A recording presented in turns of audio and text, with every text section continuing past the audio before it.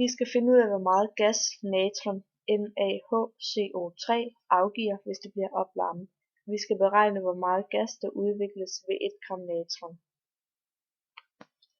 Først startede vi med at finde et reagensglas og rengøre det, hvorefter vi puttede 1 gram natron i. Reagensglasset blev udstyret med en prop og en slange i toppen, som gik ned i en balje vand, som havde et 250 ml måleglas fyldt med vand stillet lodret i baljen. Derefter spændte vi reagensglasset op over bunsenbrænderen og tændte den. Da natron blev opvarmet, blev luften udvidet, og det begyndte at boble op i måleglasset.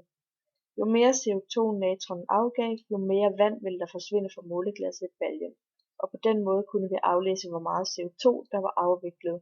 Men vi kunne ikke vide, om det hele var CO2, eller om der også var O2, så vi lavede forsøget en gang til uden natron.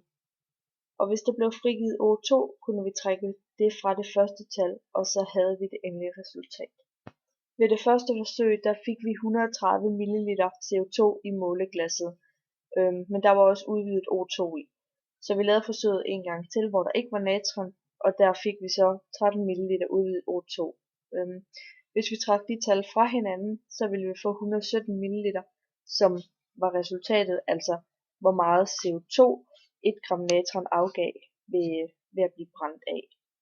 Vi lavede også et skema over reaktionen, og der kan vi se, at vi får 0,2639 gram CO2 ud i sidste ende.